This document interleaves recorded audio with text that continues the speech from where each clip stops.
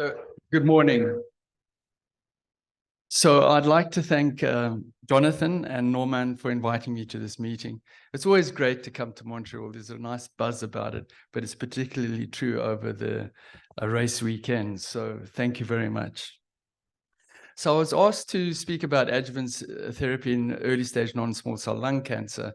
And the title of my talk is Making Sense of the Adjuvant Space. So just to get the business done, these are my disclosures.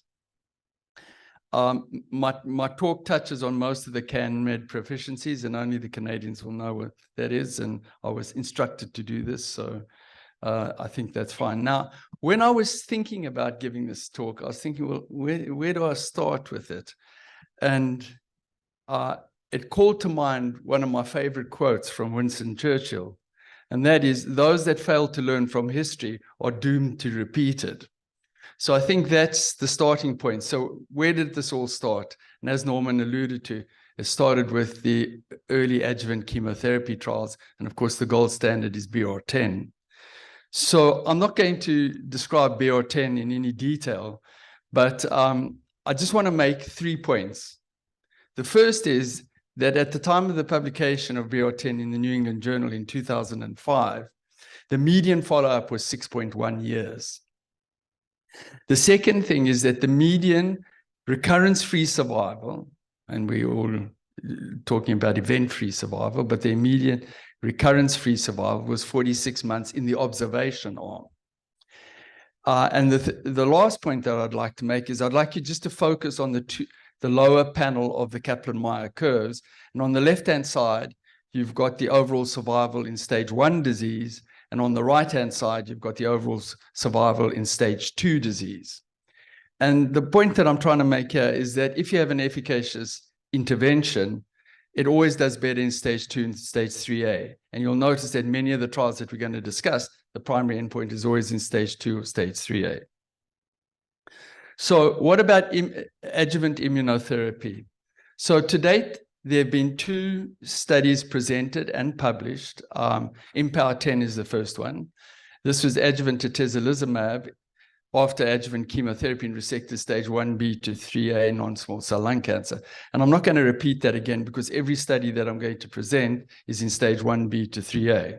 So patients who had a complete resection received adjuvant chemotherapy and then were randomized to atezo or best supportive care on a one-to-one basis for a period of 1 year. The primary endpoint was disease-free survival in 3 populations tested in a hierarchical fashion. The first was in stage 2 to 3A, with whose tumors, the patient's tumors, had a PD-L1 score of greater than 1%. Then in all randomized phase 2 to 3A patients, and then in the intention to treat population, which was stage 1B to 3A. And these are the survival curves, the disease-free survival curves, sorry, for the three subpopulations. So the first, which is on the left and is the most significant, is the primary population, which is stage 2 to 3A, whose PD-L1 tumors expressed, whose tumors express PD-L1 in greater than 1%. So you can see the hazard ratio is 0.66, highly statistically significant. Then the next population tested was all stage 2 and stage 3As, again, statistically significant, but the hazard ratio a bit higher than the initial population. And then the final analysis is in all the patients with intent, in the intent to treat, all the intent to treat patients. And again, the hazard ratio has gone up again, and but is still statistically significant. So a positive trial. But what these results tend to suggest is that PD-L1 is a significant biomarker predictive of efficacy. Well, let's look at the next one, the next trial. This is the Pearl study, or Keynote 091. This is in the exact same population. Patients could or could not have received chemotherapy. About 80% of them received adjuvant chemotherapy, and they were randomized to pembro placebo again for a year. And there were co-primary endpoints, disease-free survival in the overall population, and then disease-free survival in the population whose tumors expressed PD-L1 in with a TPS of greater than 50%. So these are the two co-primary endpoints, and you can see in the overall population, the hazard ratio is 0.76, which is highly statistically significant. But surprisingly, in the tumors that highly expressed PD-L1, the hazard ratio was 0.82, which was not statistically significant. So this was a very surprising result, which ran against our intuition. And so we need to look at that in more detail. But I'd just like you to look at the Kaplan-Meier curves in the overall population, and note that at about 24 months, the disease-free survival is about 70%. And I'll come back to this figure later. So this is a comparison of disease-free survival efficacy in the two trials based on their PD-L1 status. And on the left-hand side is the Empower study. And you can see that as the percentage of cells that stain positively for PD-L1 increases, the hazard ratio falls. So a clear relationship between outcome and the hazard ratio. Whereas in the Keynote study, you can see that the forest plot shows that the greater than 50% patients, the hazard ratio was the highest. So clearly no correlation in this. So where does that leave us? I mean, is PD-L1 a biomarker of efficacy or not? So at this stage, we don't know, but I think that this study, which is the Canadian Cancer Trials Group BR31 study, which is in the same population, patients randomized 2-to-1 to receive durvalumab or placebo. 1,400 patients have been randomized, and the primary objective is disease-free survival for patients with a tumor PD-L1 expression of greater than 25% and who are EGFR and ALK wild type.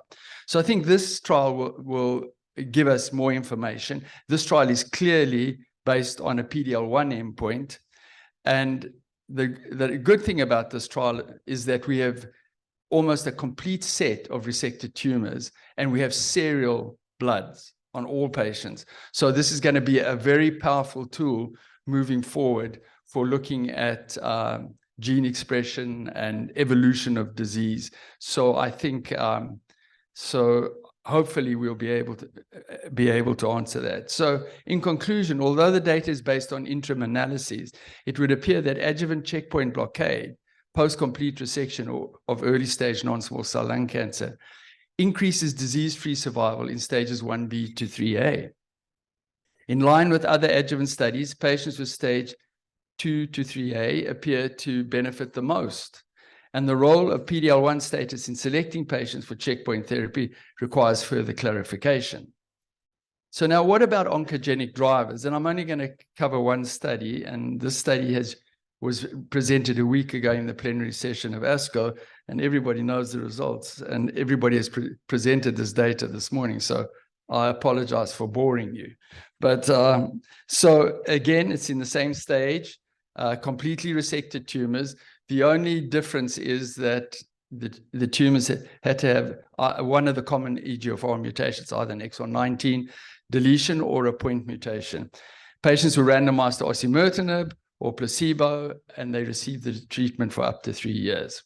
The primary endpoints were disease-free survival in stage 2 and 3A, comes back again. And one of the key secondary endpoints was overall survival. So these are the disease-free survival curves at 2 time points. The first is in the initial publication in New England Journal of Medicine in 2020.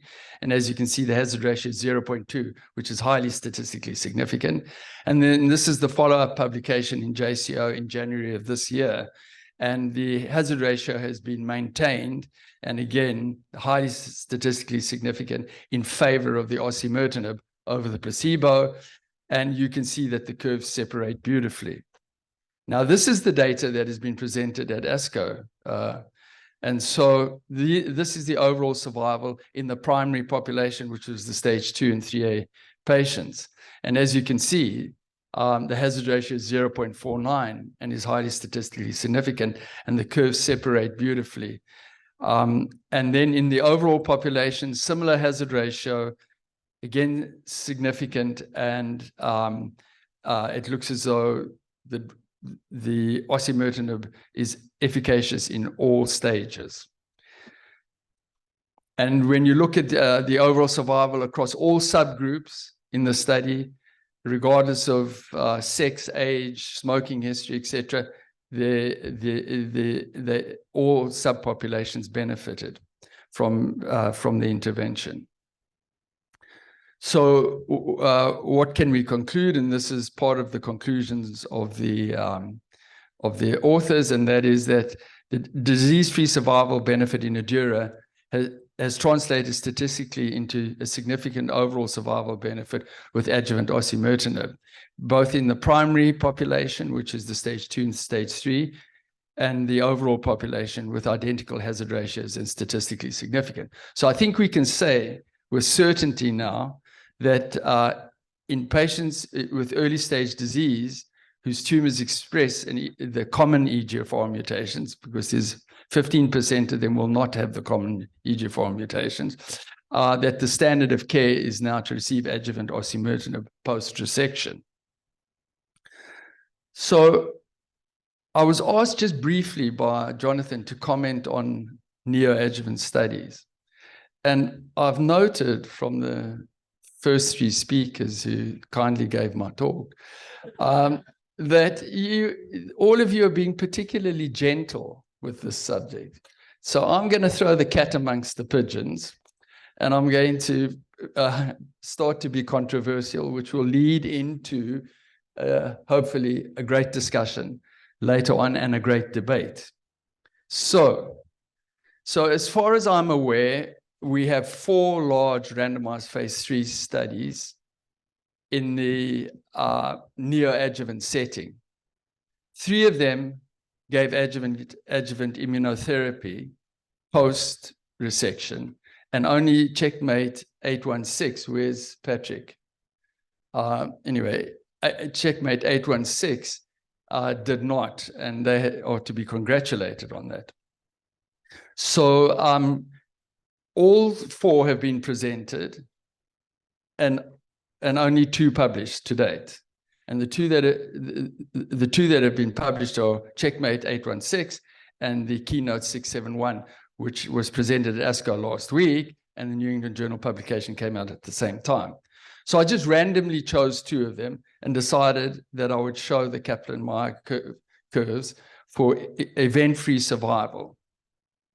So there are a number of points to make here. First of all, the median duration of follow-up is extremely short. When I say extremely short, the reason why I mentioned BR10 at 6.1 years is because in AEGEAN, the median follow-up is 11.7 months, okay? And in Keynote 671, the median follow-up is 25 months. So that's the first point. The second point is that if you look at the 2-year survival in the AEGEAN study and in the Keynote study, it's somewhere around 63%. Now, I'd like to take you back to the IMpower 10 study and also to the Pearl study. And if you can remember, the 2-year survival was 73% and 70% in those 2 studies. So I want to give you some thoughts to take away. So the first thing is the median follow-up is short, and the curves are not going to get better. They're only going to get worse, all right? So there's no possibility of them getting better. The second thing is that prior to randomization, all patients were deemed eligible for surgery, okay? But approximately, depending on which study you look at, only 15 to 30% of patients actually, approximately 15 to 30% of patients did not go on to surgery. And I've listed the arms in Keynote and Checkmate 816. And if you do cross-trial comparison, which I know is a statistical mortal sin. If you do cross trials comparison, the neoadjuvant trials at this stage, which is early, do not look better than the adjuvant studies. All right. So this is my question. Why subject patients to additional therapy if a significant percentage of them never receive definitive surgery? And secondly, the therapy does not improve the event-free survival. Now, I'm putting this out there for discussion. It's not that I believe that neoadjuvant therapy is not the way of the future, but I do think that the data at this stage is actually worrying. And so we'll see how the day pans out. So thank you very much.